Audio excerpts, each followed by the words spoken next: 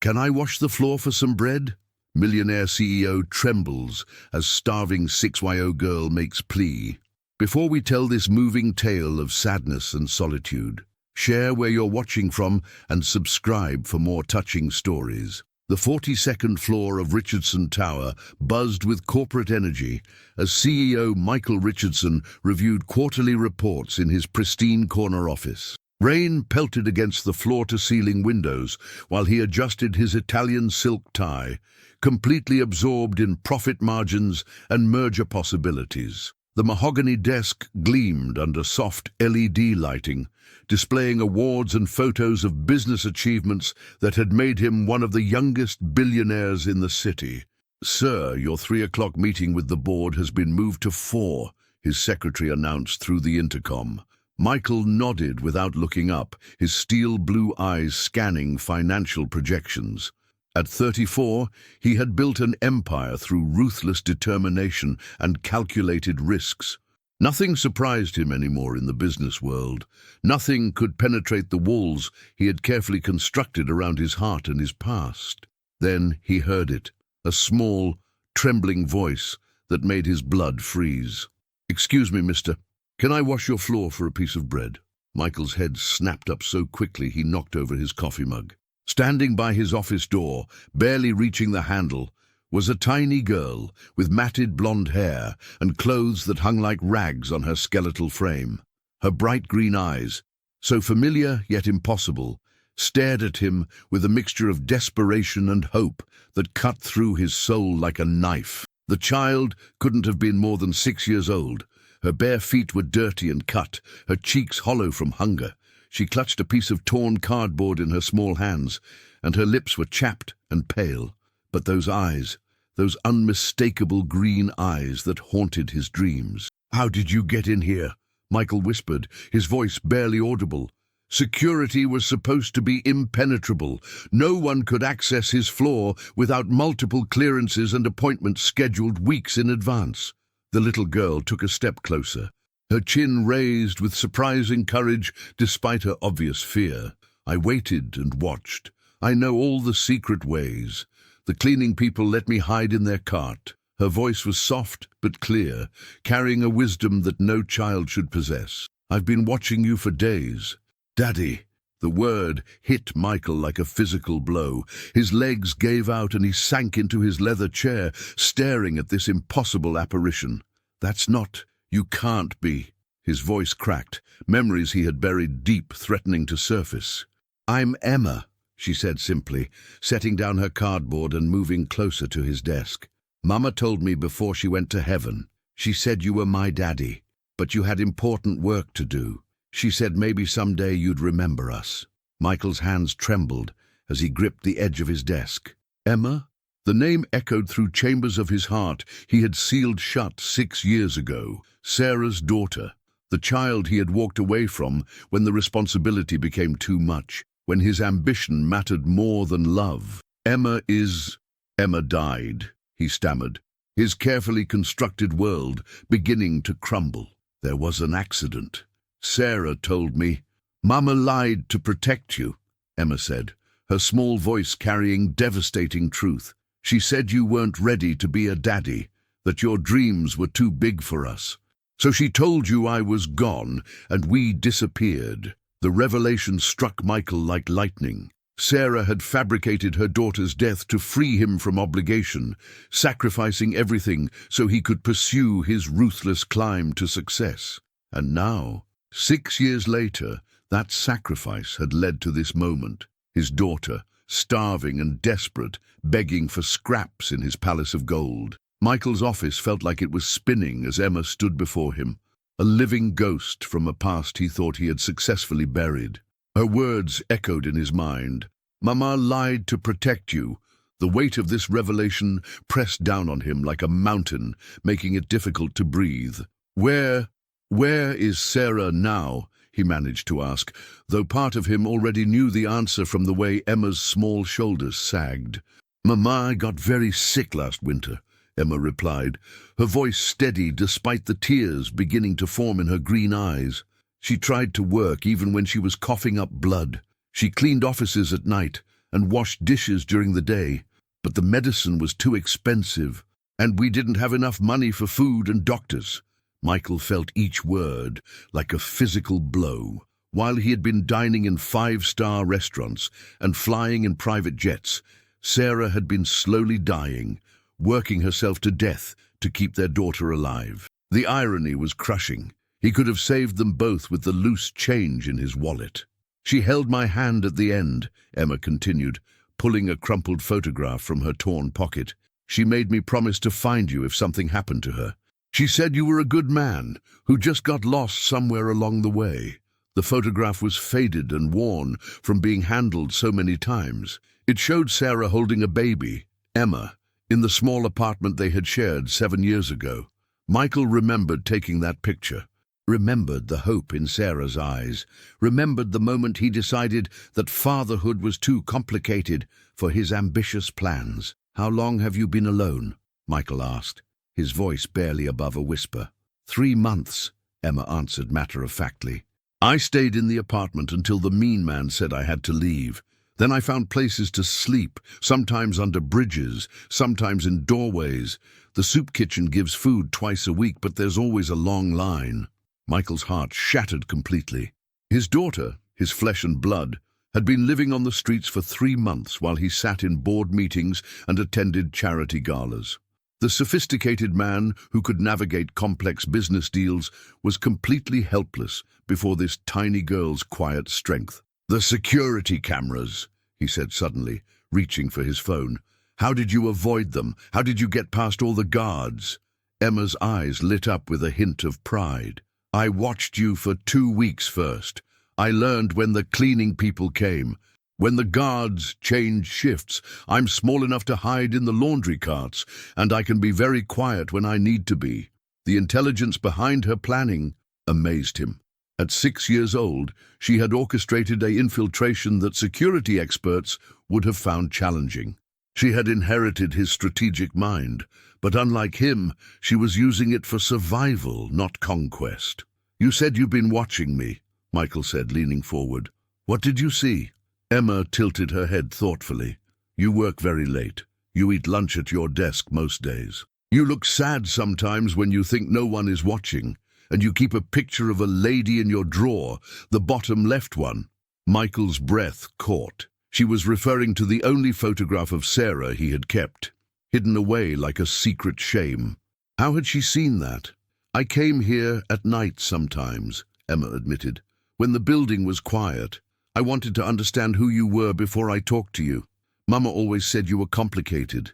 The revelation that his daughter had been ghosting through his building, watching him, studying him, planning this moment, filled Michael with a mixture of terror and awe. She wasn't just a desperate child begging for help. She was Sarah's daughter, intelligent and determined, ready to confront the father who had abandoned her with a courage that put his own to shame. The silence in the office stretched between father and daughter, like a bridge neither knew how to cross. Michael stared at Emma, trying to reconcile the image of the baby he had left behind with this resilient, heartbreaking child who stood before him now. Her presence filled the room with an energy that made his corporate achievements feel meaningless. "You're hungry," he said finally, the obvious statement falling flat in the charged atmosphere. Emma nodded, her small hand moving unconsciously to her empty stomach. "I had half an apple yesterday. The man at the fruit stand gave it to me when he saw me looking at the garbage." The casual way she mentioned eating from garbage made Michael's stomach turn. He pressed his intercom button with shaking fingers. "Margaret, I need you to order food immediately. Everything from Romano's, soups, sandwiches, pasta, desserts. Bring it all to my office right now." "Sir, Romano's delivery usually takes at least an hour." Margaret's voice crackled through the speaker. "Tell them I'll pay triple for immediate delivery. And Margaret, clear my schedule for the rest of the day. Cancel everything." Emma watched this exchange with wide eyes. She had never seen anyone command such immediate action with just a few words. The power her father wielded was visible in every gesture, every response from the people around him. Why did you really come here? Michael asked, moving around his desk to sit on the edge, bringing himself closer to Emma's eye level. You could have asked anyone for help. There are shelters, social services. Emma's expression grew serious beyond her years. I tried those places. They want to put me in a system, separate me from everything Mama taught me. They don't understand that I'm not just any lost kid.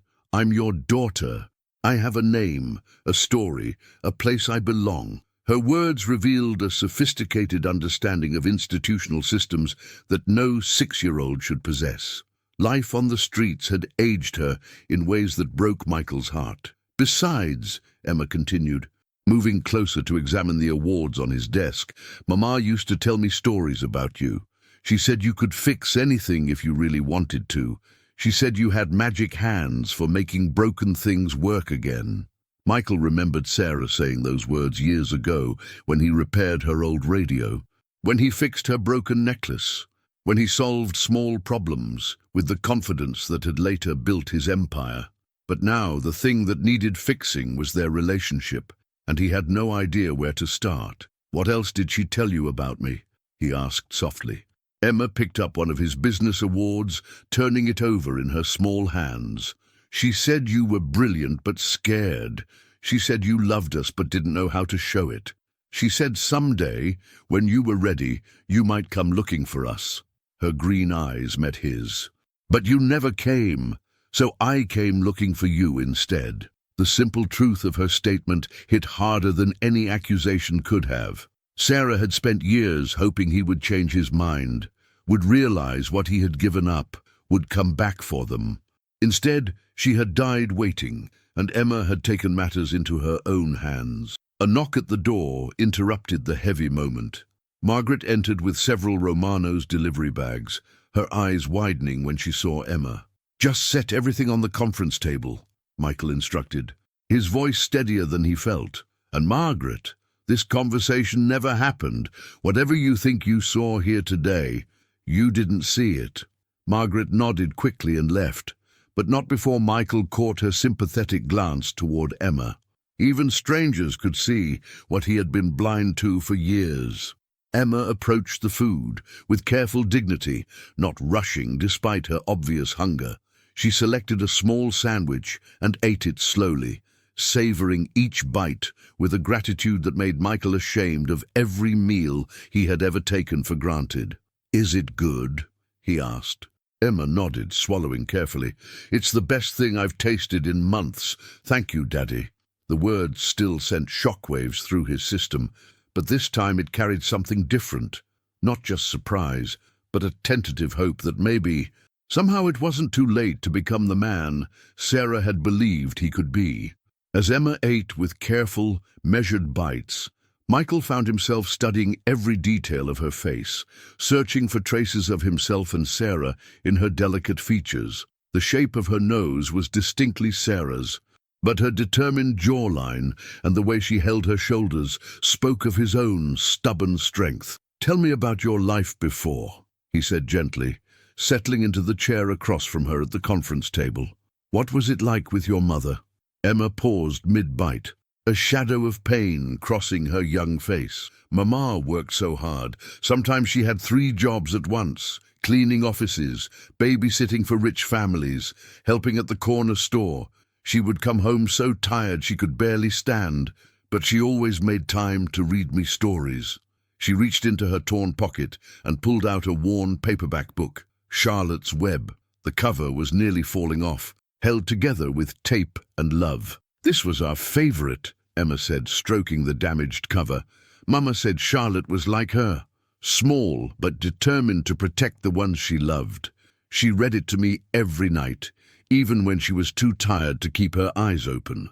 Michael remembered buying that book for Sarah when she was pregnant, joking that they needed to start building their child's library early. The fact that it had survived all these years through poverty and loss and Sarah's death spoke volumes about how precious those reading moments had been. "What happened after she got sick?" he asked, though he wasn't sure he was ready for the answer. Emma's voice grew quieter. "She tried to hide it from me at first. She would cough into towels and wash them before I could see the blood. But I knew something was wrong, because she started sleeping more and eating less. She would give me her portions and say she wasn't hungry. The image of Sarah sacrificing her own nutrition for Emma while slowly dying painted a portrait of maternal love that made Michael's throat constrict with guilt. How different things could have been if he had been there. If he had been the partner and father they needed. Near the end, she couldn't work anymore, Emma continued. We got kicked out of our apartment because we couldn't pay rent. We stayed in a homeless shelter for 2 weeks, but Mama was coughing so much that other people complained. So we slept in parks and under bridges. Michael's hands clenched into fists. The woman who had once shared his dreams and his bed had died essentially homeless, while he lived in a penthouse that could have housed 20 families. The night before she died, Emma's voice became almost whisper-soft. She gave me this. She pulled a small, tarnished locket from beneath her torn shirt. She said it had a picture of you inside from when you were young and happy. She made me promise to find you and give it back. With trembling fingers, Emma opened the locket. Inside was a tiny photograph of Michael at 25, laughing at something off-camera, his face bright with possibilities and unmarked by the cold ambition that would later define him. He remembered the day Sarah took that picture. They had been at a carnival, sharing cotton candy and dreaming about their future together. She wanted you to remember who you used to be, Emma said simply. She said maybe if you saw this picture, you'd remember how to be happy again. The locket felt like it weighed 1,000 pounds in Michael's palm. Sarah had kept this memento through years of hardship, had treasured the memory of who he had been before success hardened his heart. Even dying, she had been trying to save him from himself. Why didn't she contact me when she got sick? Michael asked, his voice thick with emotion. I could have helped. I could have paid for doctors, treatments. Emma's green eyes met his with startling directness. She tried 3 times. The words hit Michael like a physical blow. What do you mean? I found the letters after she died. She wrote to you, but your office sent them back. They said you don't accept personal correspondence. The last one came back the week before she went to the hospital for the last time. Michael's world tilted on its axis. Sarah had reached out, had tried to break through the walls he had built around himself, and his own staff had blocked her attempts. His efficient systems, designed to protect his time and privacy, had sealed his daughter's fate. The weight of missed opportunities and preventable tragedy crashed down on him with crushing force. He had been so insulated from the real world by his success that he had missed every chance to save the people who mattered most. Michael sat in stunned silence as the full magnitude of his failures crystallized around him. Emma continued eating with the careful attention of someone who had learned never to waste food, while he struggled to process the revelation that Sarah had tried to reach him during her final illness. "Do you still have the letters?" he asked, his voice hoarse. Emma nodded and reached into her small backpack, a tattered school bag that looked like it had seen better days. She pulled out 3 sealed envelopes, all bearing his business address, all stamped with "Return to Sender" in red ink. With shaking hands, Michael opened the first letter. Sarah's familiar handwriting, weakened by illness but still recognizable, filled the page. "Michael, I know you probably don't want to hear from me, but I need you to know that Emma is alive and beautiful and so much like you. I lied about her death because I thought it would free you to pursue your dreams. I've tried to be enough for both of us, but I'm scared now. The doctors say things that I don't want to believe. If something happens to me, she'll be alone, and she's too special for that fate. She asks about her father sometimes, and I tell her you're a good man who just got lost. Please, if you're reading this, try to remember who you used to be." The second letter was shorter, more desperate. "The treatments aren't working. Emma doesn't know how sick I really am. She's so brave, Michael. She takes care of me now, making sure I eat, bringing me water, reading to me when I'm too weak to hold a book. She's 6 years old, and she's become my caretaker. That's not how childhood should work. I'm running out of time to figure out how to protect her future." The third letter was barely legible, written in Sarah's deteriorating handwriting. This is probably my last chance to reach you. Emma will be alone soon, and I don't know how to prepare her for that. She's stronger than either of us ever were, but she shouldn't have to be. There's a shoebox under my bed with documents, her birth certificate, school records, medical information, everything you'll need to know about the daughter you never got to meet. I hope someday you'll forgive me for the lies I told to protect us both. I hope even more that you'll forgive yourself and let her love you the way she already does.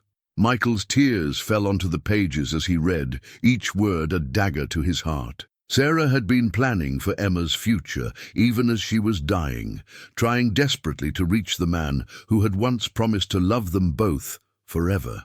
She wrote those when she thought I was sleeping, Emma said quietly, watching his reaction. But I heard her crying while she wrote them. She loved you so much, even when you weren't there. The simple statement broke something inside Michael that had been frozen for years. He looked at this remarkable child, his daughter, who had survived more hardship in her 6 years than he had faced in his entire privileged life, and felt a love so fierce and protective it nearly knocked him over. "Emma," he said, his voice thick with emotion, "I want you to know that leaving you and your mother was the biggest mistake I ever made. I thought success would make me happy, but I've been miserable every day since I walked away from you both." Emma studied his face carefully. "Are you crying because you're sad or because you're happy?" "Both," Michael admitted.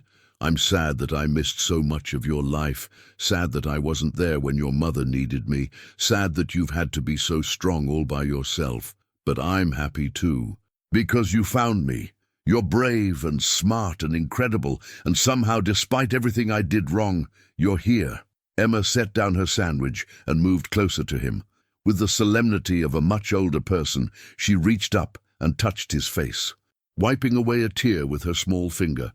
"Mama said that love doesn't disappear, it just gets lost sometimes. She said that's why she kept your picture and told me stories about you.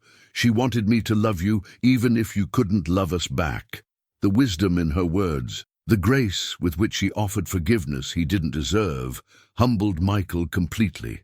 This child had every reason to hate him, but instead she was offering him a second chance he had never earned. "I want to love you back," he whispered. "I want to learn how to be your father. If you'll let me, I want to make up for all the time we lost." Emma smiled then, the first real smile he had seen from her, and it transformed her entire face.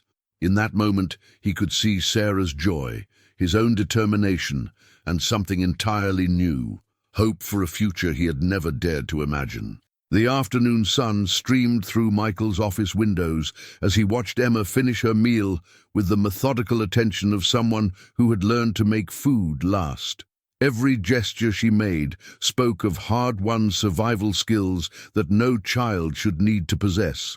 Yet her inherent grace and dignity shone through her difficult circumstances. "Emma," he said carefully, "I need to ask you something important. Where have you been staying since you found me? You said you've been watching the building for 2 weeks.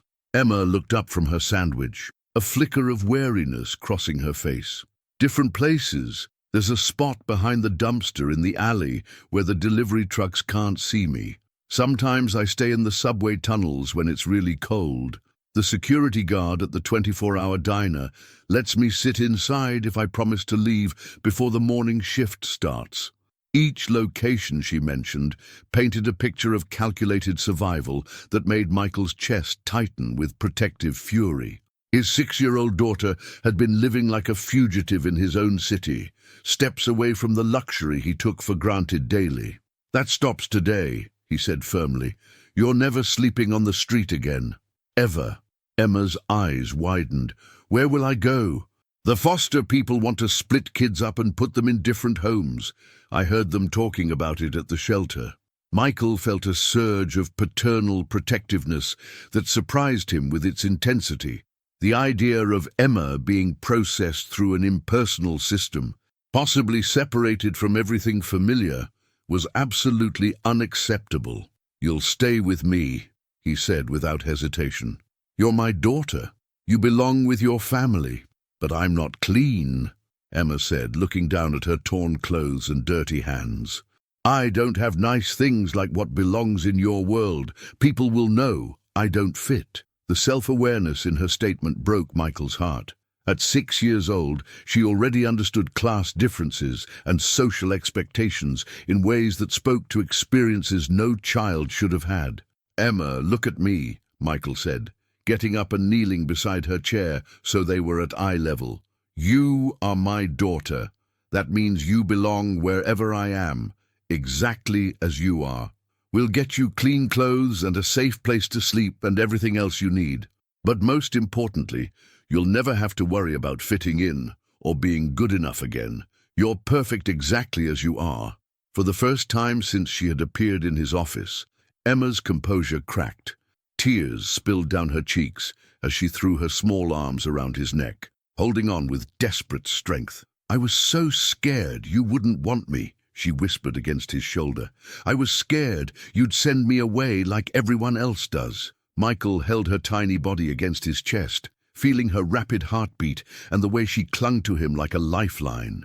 "Never," he promised fiercely. "I will never send you away. I already lost 6 years with you. I'm not losing another day."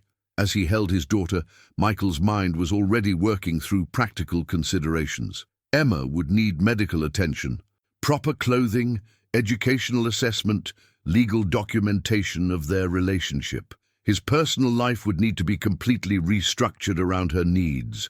The bachelor lifestyle he had maintained would disappear overnight. None of that mattered. Looking down at Emma's blonde head pressed against his shoulder, feeling her small hands gripping his shirt as if he might disappear, Michael realized that every business success of the past 6 years paled in comparison to this moment. "Are you ready to come home with me?" he asked gently. Emma pulled back to look at him, her green eyes still bright with tears, but now filled with something that had been missing before: hope. "Will you read to me like Mama used to?" she asked. "Every night," Michael promised. "And will you teach me about your work? I want to understand why it was more important than us before." The question was innocent but piercing. Emma deserved to understand the choices that had shaped her life, even if those explanations would be painful for him to give. "I'll teach you everything," he said. "But more importantly, you're going to teach me how to be the father you deserve. I have a lot to learn."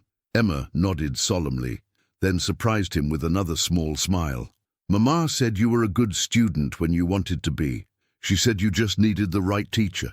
As Michael helped Emma gather her few possessions, the worn book, the precious locket, a small stuffed animal that had seen better days, he realized that Sarah had given him one final gift. Through Emma's courage and forgiveness, she had offered him a chance at redemption he had never thought possible. The little girl, who had asked to wash his floors for bread, was about to transform his entire world. And for the first time in years, Michael Richardson felt genuinely grateful for the future that lay ahead. Michael's penthouse apartment felt like a museum as he guided Emma through rooms filled with expensive art and pristine furniture that had never been touched by a child's hands. Emma walked beside him with wide eyes, taking in the marble floors, crystal chandeliers, and floor-to-ceiling windows that offered a breathtaking view of the city where she had been surviving on scraps just hours before. "This is bigger than the whole shelter," Emma whispered. Her voice echoing slightly in the vast living space, she moved carefully, as if afraid her presence might somehow damage the perfection around her. Michael watched her reaction with growing awareness of how isolated his world had become. The apartment was beautiful, but sterile, impressive, but cold. It was a showcase of success, but completely devoid of the warmth that makes a house a home. For the first time, he saw his living space through the eyes of someone who had been sleeping in alleys, and he felt embarrassed by its excessive luxury. "Emma, this is your home now too," he said gently, kneeling down to her level. "You don't have to be careful or quiet. You can touch anything you want, sit anywhere you want. This place needs someone to actually live in it." Emma approached a white leather sofa tentatively, running her small hand over its surface. "What if I get it dirty? My clothes aren't very clean." The question pierced Michael's heart. His daughter was worried about soiling furniture that could be replaced in an instant, while she had been irreplaceable, and he had thrown her away without a second thought. "First things first," he said, taking her small hand in his.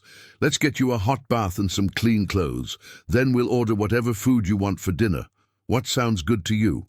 Emma's eyes lit up with an enthusiasm she hadn't shown since arriving at his office. "Oh, could we have pizza? Mama and I used to share a small pizza on my birthday, but we couldn't afford it very often. She would save up all year just for that one special meal." The simple request highlighted the vast gap between their experiences. Michael regularly spent more on a single business lunch than Sarah had been able to save for Emma's birthday treats. The realization that his daughter considered pizza a special luxury made his stomach turn with shame. "We'll have the best pizza in the city," he promised, leading her toward the master bathroom. "And tomorrow we'll go shopping for everything you need. Clothes, toys, books, anything that makes you happy." As he ran water for Emma's bath, testing the temperature carefully, Michael found himself remembering fragments of his own childhood. His father had been distant, focused on work, rarely present for the small moments that mattered. He had sworn he would be different if he ever had children, yet he had walked away from Emma before she was even born. "Daddy?" Emma's voice was small as she stood in the bathroom doorway, clutching her worn stuffed animal. "Yes, sweetheart. Are you sure you want me to stay? I know I'm a lot of trouble. Mama used to worry that I was too much for one person to handle." The vulnerability in her question made Michael's throat constrict. This remarkable child, who had survived on the streets, who had infiltrated his office building, who had confronted him with such courage, was worried that she might be unwanted. The strength she had shown earlier was just a protective shell around a little girl who had lost everything and was afraid to hope for more. "Emma Richardson," he said, using her full name for the first time. "You are not trouble. You are the best thing that has ever happened to me, and I was just too stupid to realize it before. You're staying forever, and nothing you could ever do would make me change my mind about that." Emma's grip on her stuffed animal loosened slightly. "You used my whole name like Mama did when she wanted me to really listen." "Because I want you to really listen," Michael said seriously. "You are wanted, you are loved, you are safe, and you're never going to have to wonder about those things again." As Emma settled into the warm bathwater, Michael sat beside the tub, watching years of street dirt wash away to reveal a beautiful little girl who looked heartbreakingly like Sarah. Her blonde hair, clean for the first time in months, caught the light from the bathroom's crystal fixtures. "Will you tell me about your work?" Emma asked, as she played with the bubbles. "I want to understand what was so important that you chose it instead of us." The directness of her question took Michael's breath away. Most adults would have avoided such painful territory, but Emma faced difficult truths head-on, demanding honesty in return. "I built companies that help people," Michael began carefully. "I thought if I could be successful enough, if I could make enough money, I would matter more. I was afraid that if I stayed with you and your mother, I wouldn't be special or important." Emma considered this seriously. "But Mama said you were always special. She said you were the smartest person she ever knew, and the kindest too, before you got scared." The simple wisdom in her words cut deeper than any business rival's criticism ever had. Sarah had seen his potential for goodness, had believed in the man he could become, while he had been focused on impressing strangers who would never love him the way his family could have. "Your mother was right about a lot of things," Michael said quietly. "I wish I had listened to her before it was too late." Emma stood up in the tub, water dripping from her small frame as she reached for the fluffy towel he held out. "Maybe it's not too late," she said, with the confidence of a child who still believed in second chances. "Maybe we just have to start from right now and do better." As Michael wrapped his daughter in the soft towel, holding her close for the first time in her life, he realized that she was offering him something more precious than all his business achievements combined, the chance to finally become the man Sarah had always believed he could be. The next morning, Michael woke to find Emma sitting by the floor-to-ceiling windows, watching the sunrise paint the city in shades of gold and pink. She had put on one of his dress shirts, which hung on her tiny frame like a nightgown, and she held her worn copy of Charlotte's Web in her lap. "Good morning, sweetheart," he said softly, not wanting to startle her from her peaceful moment. Emma turned to him with a smile that transformed her entire face. "Good morning, Daddy. The sun looks different from up here. When I was sleeping outside, I could only see little pieces of sky between the buildings." Michael sat beside her on the window seat, struck by her ability to find wonder even after everything she had endured. "What else looks different from up here?" Emma pointed toward the streets below, where early commuters were beginning their daily routines. "All those people look so small, but when you're down there with them, everything feels so big and scary. I used to watch people in fancy clothes walking to work and wonder if they ever noticed kids like me." The observation carried a weight that made Michael's chest tighten. His daughter had spent months as one of the invisible homeless, watching his world from the outside, while he remained obliviously insulated within it. "I want to show you something," he said, getting up to retrieve a photo album from his desk. It was the only personal item he kept in his sterile apartment, filled with pictures from his early relationship with Sarah. Emma's eyes widened as he opened to the first page. There was Sarah at 22, laughing at something off camera, her blonde hair catching sunlight in a park they used to visit together. Michael at 25, looking relaxed and genuinely happy in ways his current business photos never captured. "You both look so young," Emma said, tracing her finger over her mother's face. "And so happy. What changed?" Michael turned the pages slowly, showing Emma glimpses of the life her parents had shared before fear and ambition destroyed their happiness. "I got scared," he admitted. "When your mother told me she was pregnant, I panicked. I thought having a family would trap me, would keep me from achieving my dreams." "What dreams?" Emma asked with the directness that had become familiar. Michael considered the question seriously. What had he been dreaming of in those days? Success, recognition, financial security, abstract concepts that had seemed more important than the concrete reality of love and family. "I wanted to prove I was special," he said finally. "I wanted people to respect me and see me as important. I thought money and power would make me feel worthy."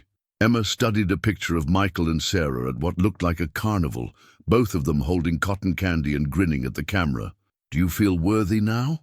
The question cut straight to the heart of everything. Michael had achieved every goal he had set for himself 6 years ago.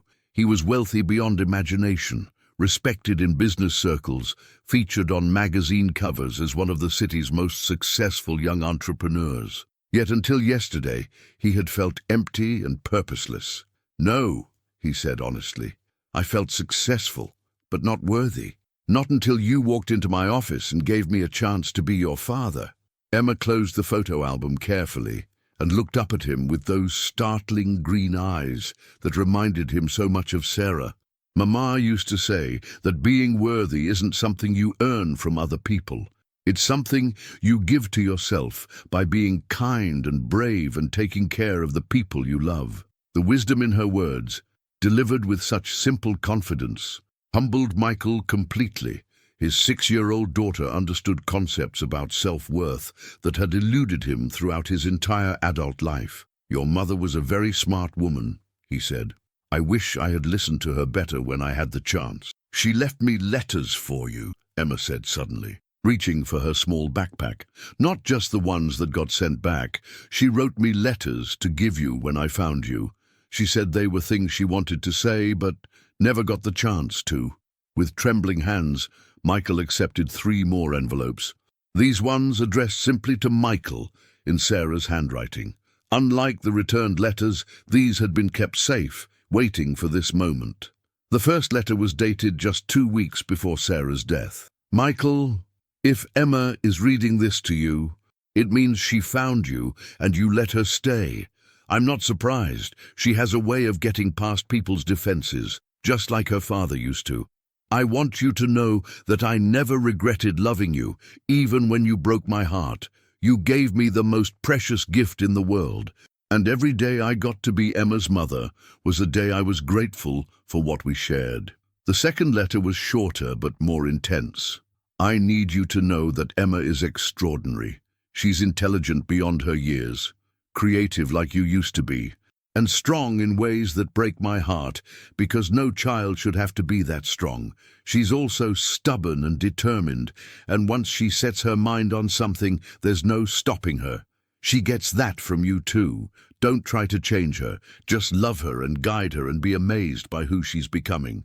The third letter was the most personal. I'm scared of leaving her, but I'm not scared of her finding you. She has your strategic mind and your generous heart. Even if you've forgotten about that heart, she'll remind you who you used to be before success made you forget. Let her teach you how to be happy again. Let her show you that love doesn't make you weak. It makes you everything you were meant to be. Take care of our girl, Michael. She's the best of both of us. Michael's tears fell on the pages as he read, Emma watching him with the same careful attention she had shown throughout their reunion. Sarah's final letters were not accusations or pleas, but gifts, insights into the daughter he was just beginning to know, and encouragement for the father he was trying to become. She really loved you, Emma said quietly. Even when she was sad, even when she was sick, she would tell me stories about when you were happy together. She said love doesn't die just because people go away. Michael pulled Emma into his arms. This remarkable child who carried her mother's wisdom and forgiveness, who had risked everything to find him, who was offering him a second chance he had never earned but desperately needed. 3 weeks after Emma's dramatic entrance into his life, Michael found himself in completely unfamiliar territory, the toy section of an upscale department store, watching his daughter examine a dollhouse with the serious concentration of a structural engineer. Emma had adapted to her new life with remarkable resilience, but she still approached luxury items with the caution of someone who had learned not to want things she couldn't have. It's very fancy, she said, running her fingers along the miniature furniture. The family that lives here probably never has to worry about anything. Michael knelt beside her, seeing the dollhouse through her eyes. The tiny mansion was complete with multiple rooms, elegant furniture, and even miniature art on the walls, a perfect replica of the privileged world he had built for himself while she struggled to survive. Would you like it? He asked gently. Emma's eyes lit up, then dimmed with practiced disappointment. It's probably very expensive. We should look at something smaller. The automatic self-denial in her response broke Michael's heart. His daughter had been conditioned by poverty to suppress her desires before they could lead to disappointment. At 6 years old, she was more financially conscious than most adults, not because she understood money, but because she understood scarcity. Emma, he said, taking her small hands in his, I want you to understand something important. You never have to worry about money again. Ever, if you want this dollhouse, we'll buy it. If you want 10 dollhouses, we'll buy 10. I spent years earning money, and now I want to spend it making you happy. Emma studied his face carefully, searching for signs that he might be exaggerating or testing her somehow. The wariness in her expression spoke to experiences with adults who had made promises they couldn't keep. But what if you change your mind about wanting me? She asked quietly. What if I'm too expensive or too much trouble? The question hit Michael like a physical blow. Emma was still protecting herself emotionally, still preparing for the possibility that this new security might disappear as suddenly as it had arrived. Her survival instincts, honed by months on the street, couldn't simply be switched off by a few weeks of safety. Look at me, Emma, he said, his voice steady and serious. I am never going to change my mind about wanting you. You are my daughter, and that means you belong with me forever, no matter what. There is no amount of money you could spend, no amount of trouble you could cause, that would ever make me stop loving you. Emma's lower lip trembled as she fought back tears. Mama used to say that too, but then she got sick and had to leave me anyway. What if something happens to you? Michael felt the weight of Emma's deepest fear. Abandonment. She had lost the one person who loved her unconditionally, and now she was terrified of losing him too, No amount of toys or luxury could address the fundamental insecurity that came from having your world collapse once before. Come here, sweetheart, he said, pulling her into his arms right there in the middle of the toy store. I can't promise that nothing will ever happen to me, because nobody can promise that. But I can promise that I will always make sure you're taken care of. I've already talked to lawyers and made legal arrangements so that you'll never be alone or unsafe again, no matter what. Emma pulled back to look at him with those piercing green eyes. You really did that? I really did that, Michael confirmed. And tomorrow, we're going to make it official. We're going to court so a judge can legally declare that you're my daughter and I'm your father. Then no one can ever question whether you belong with me. The concept of legal permanence seemed to register with Emma in a way that material gifts hadn't. She had lived in a world where bureaucracy determined where children could sleep and who could care for them. The idea that the law would recognize her right to be with him offered a security that went beyond emotional promises. After we go to court, can we buy the dollhouse? She asked with a small smile. After we go to court, we can buy the whole toy store if you want it. Michael laughed, relief flooding through him as he saw Emma begin to truly believe in their future together. As they loaded the elaborate dollhouse into his car, along with enough books, art supplies and games to stock a small library, Michael reflected on how completely his priorities had shifted. 3 weeks ago, he had measured success by quarterly profit reports and stock prices. Now, his greatest achievement was seeing Emma's face light up when she realized she could choose whatever she wanted without worrying about the cost. That evening, as Emma carefully arranged the dollhouse furniture in her new bedroom, a space that had been transformed from a sterile guest room into a child's paradise with pink walls, stuffed animals, and bookshelves filled with stories, Michael watched from the doorway and felt a contentment he had never experienced in any boardroom. "Daddy!" Emma called without looking up from her careful decorating. "Yes, sweetheart? I think the dollhouse family is very lucky. They have everything they need, and they all get to stay together forever." Michael smiled, understanding that Emma wasn't really talking about the miniature family in the dollhouse. She was talking about them, about the real family they were building together, one careful step at a time. "Yes," he agreed, "they are very lucky, and so are we." The courthouse steps felt more intimidating than any corporate boardroom as Michael held Emma's hand, both of them dressed in their finest clothes for the adoption hearing that would make their relationship legally official. Emma wore a navy dress with white trim that made her look impossibly young and serious, while Michael had chosen a conservative suit that projected stability and responsibility. "Are you nervous?" Emma asked, looking up at him with eyes that seemed far too mature for her 7-year-old face. "A little," Michael admitted. "Are you?" Emma nodded. "What if the judge doesn't think you should be my daddy? What if they think I'd be better with a different family?" The fear in her voice made Michael's protective instincts flare. Over the past month, Emma had begun to trust in their relationship, but the prospect of having that bond subjected to legal scrutiny had reawakened her deepest anxieties about abandonment and rejection. "Emma, look at me," Michael said, kneeling to her level on the courthouse steps. "That judge is going to take one look at us and see exactly what I see. A father and daughter who belong together. You are my family and I am yours, and no one is going to change that." Inside the courtroom, Judge Patricia Morrison presided with the kind of warm authority that immediately put both Michael and Emma at ease. She was an older woman with grey hair and kind eyes, who had clearly spent years making decisions about children's futures.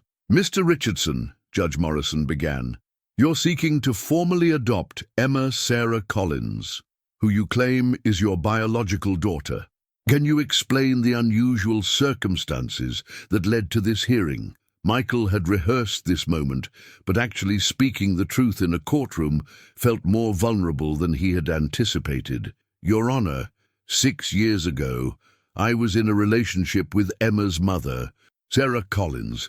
When Sarah told me she was pregnant, I walked away. I was young and scared and focused on my career.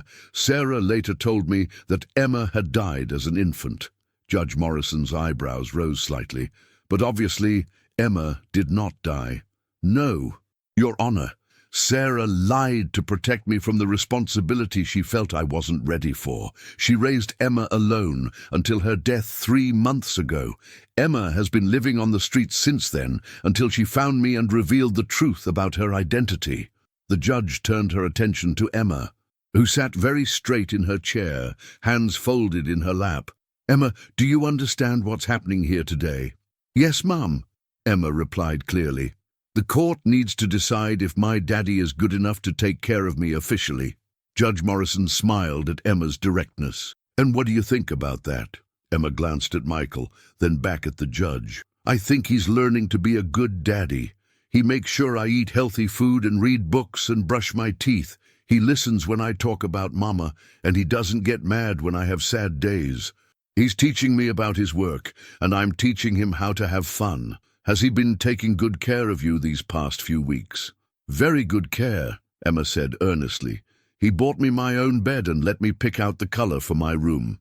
He reads to me every night, just like Mama used to. And he's teaching me how to swim in his building's pool." Judge Morrison reviewed the documentation Michael's lawyers had prepared: DNA tests confirming paternity, character references from business associates, financial statements proving his ability to provide for Emma, and psychological evaluations showing his commitment to fatherhood. "Mr. Richardson," the judge continued, "you abandoned this child once before. What assurance can you give this court that you won't do so again?" The question cut deep, but Michael had expected it. "Your Honor, I can't change the mistakes I made 6 years ago, but I can tell you that walking away from Emma and her mother was the worst decision of my life. Emma has transformed me in ways I didn't know were possible. She's taught me that love and family are more important than any business success. I will never leave her again because I finally understand what I would be losing." Judge Morrison studied both of them carefully. "Emma, is this what you want? Do you want Mr. Richardson to officially become your father?" Emma's voice was steady and sure. "Yes, ma'am. He's already my daddy in my heart. I just want the papers to match." The simplicity and honesty of Emma's answer seemed to move everyone in the courtroom. Judge Morrison smiled as she prepared to render her decision. Based on the evidence presented, the clear biological relationship between these parties, and most importantly, the obvious bond and mutual affection I see before me, I hereby grant the petition for adoption. Emma Sarah Collins will now be known as Emma Sarah Richardson, and Michael Richardson is granted all parental rights and responsibilities. She brought down her gavel with a decisive tap. "Congratulations, Mr. Richardson. You are now officially Emma's father." Michael felt tears spring to his eyes as Emma launched herself from her chair into his arms. "We did it, Daddy," she whispered against his shoulder. "Now it's real forever." "It was already real," Michael whispered back, holding his daughter tight. "But now the whole world knows it too."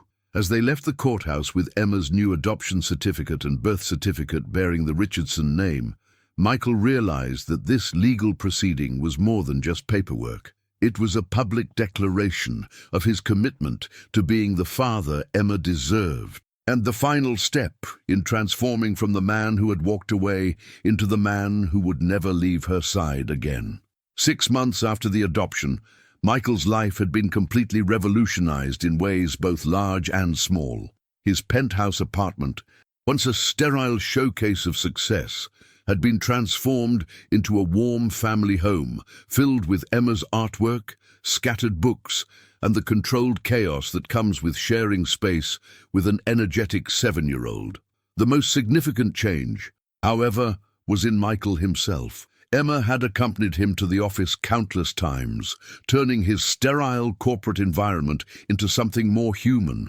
She had her own small desk in the corner of his office, where she would draw pictures or do homework while he attended meetings, her presence serving as a constant reminder of what truly mattered: "Daddy, why do all those people in suits look so serious all the time?" Emma asked one afternoon, looking up from her coloring book as Michael's executive team filed out after a particularly intense budget meeting. Michael glanced at the departing executives, seeing them through Emma's fresh perspective. "They're worried about numbers and deadlines and impressing other people," he said. "I used to be like that too.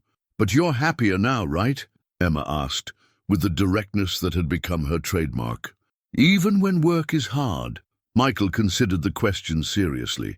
His business was more successful than ever, but that wasn't what made him happy.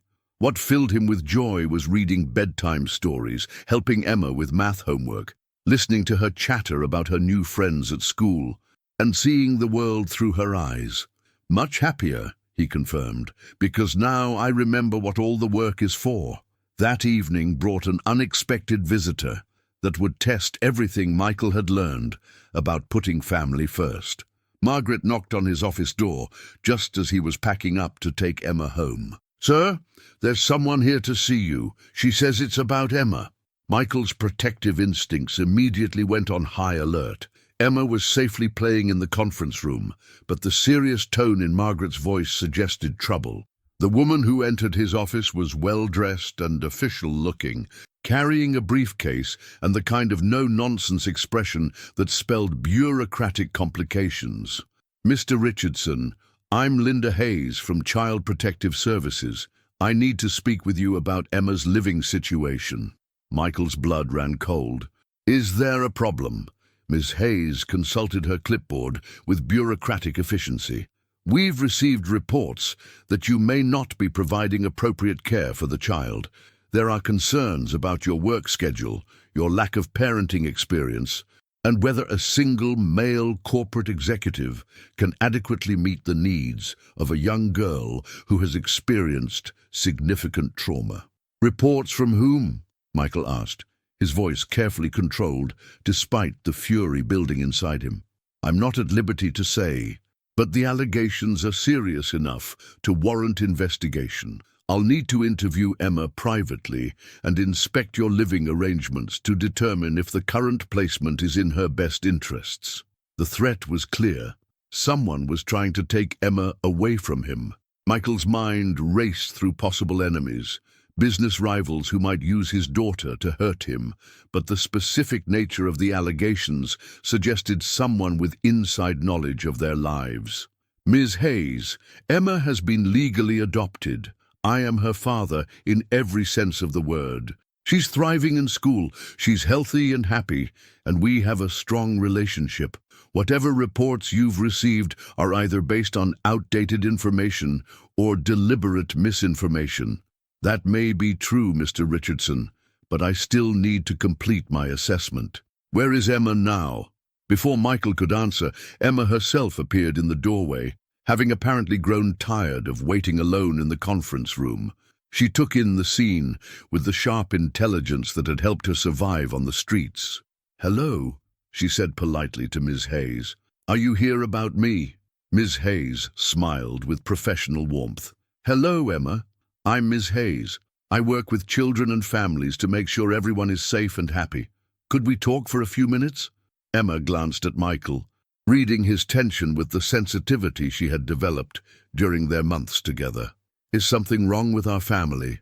"Not wrong, sweetheart," Michael said carefully. "Ms. Hayes just needs to make sure you're happy living with me."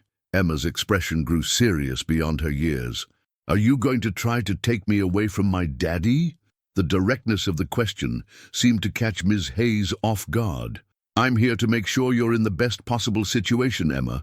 Sometimes children are happier in different types of homes." "I'm happiest here," Emma said firmly. "This is where I belong." As Ms. Hayes began her questioning, Michael watched Emma handle the interview with remarkable poise. She answered questions about their daily routine, her feelings about their relationship, her school performance, and her general happiness with the kind of thoughtful honesty that painted a clear picture of a well-adjusted child in a loving home. But Michael knew that bureaucratic processes weren't always swayed by obvious truths. Someone with influence had initiated this investigation, and whoever it was had enough power to create serious problems for their family. As Ms. Hayes packed up her materials and scheduled a home visit for the following week, Michael realized that their fairy tale reunion was about to face its most serious challenge yet. Someone was threatening to tear apart the family they had worked so hard to build, and he would need every ounce of his business acumen and protective instincts to keep Emma safe. The little girl who had once asked to wash his floors for bread had become the center of his universe, and he would fight any battle necessary to make sure they stayed together. The home visit from Child Protective Services loomed over Michael and Emma like a dark cloud. But it was Emma herself who provided the key to understanding their adversary. 3 days before Ms. Hayes was scheduled to inspect their apartment, Emma made a casual observation that changed everything.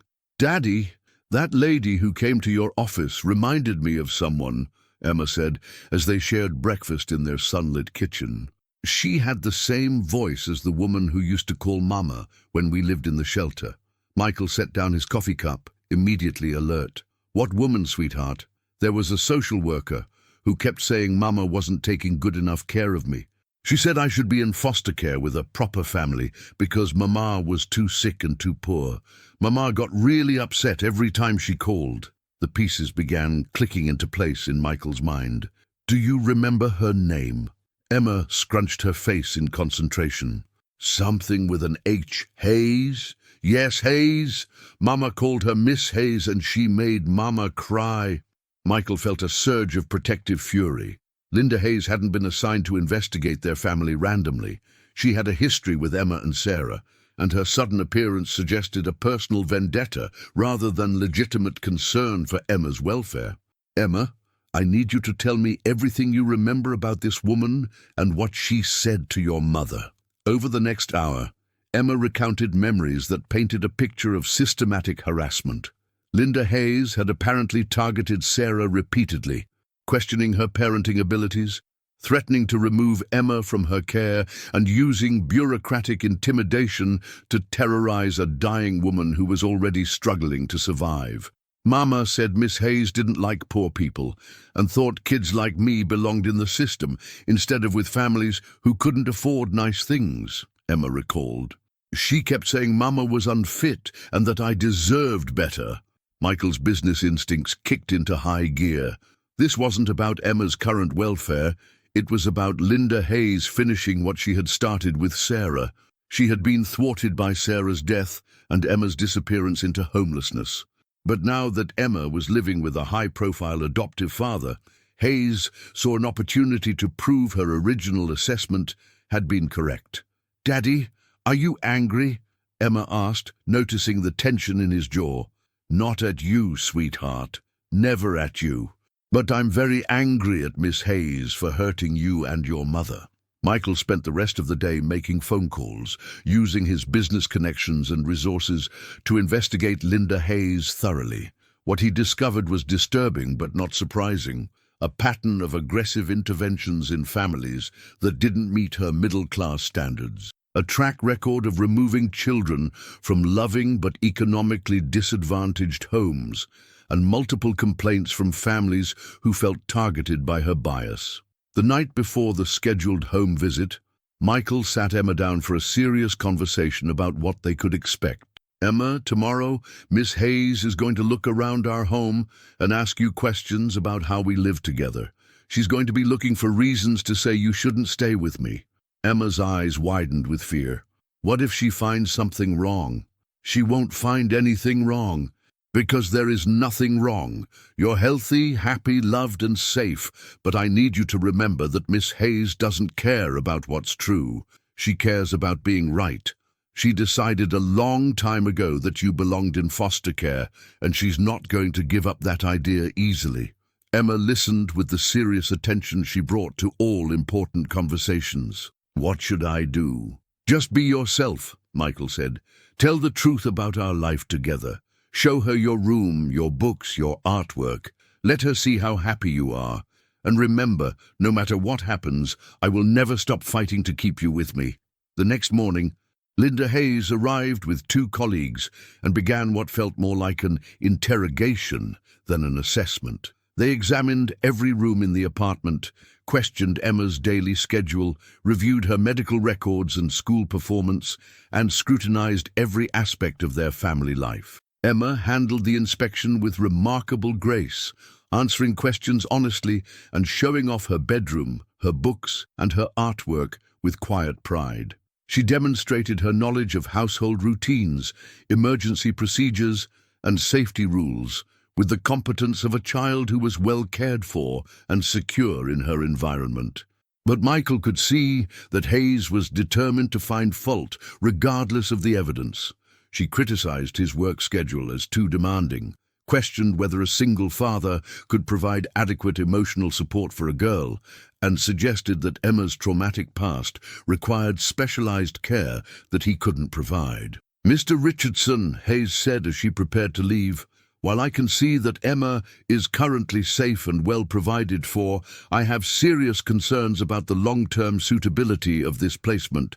A child with Emma's background needs stability and specialized attention that may be beyond your capabilities." Michael felt his carefully controlled temper beginning to fray. "Ms. Hayes, Emma has been with me for 6 months. She's thriving academically, socially, and emotionally. She has regular medical care, psychological support when needed, and most importantly, she has a father who loves her unconditionally. What more could you possibly want for her?" Hayes's expression remained coldly professional. "I'll be filing my report within the week. You'll be notified of any recommendations or requirements." As the CPS team left, Michael knelt down to Emma's level, seeing the fear and confusion in her green eyes, despite her brave performance during the inspection. "Did I do something wrong, Daddy?" she asked quietly. "You did everything perfectly, sweetheart. Miss Hayes is the one with the problem, not us." Emma threw her arms around his neck, holding tight. "I don't want to go away from you." "You're not going anywhere," Michael promised fiercely.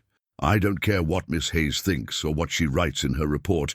You're my daughter, and we're a family, and nothing is going to change that." But even as he made the promise, Michael knew the battle for Emma was far from over. Linda Hayes had the power of the state behind her,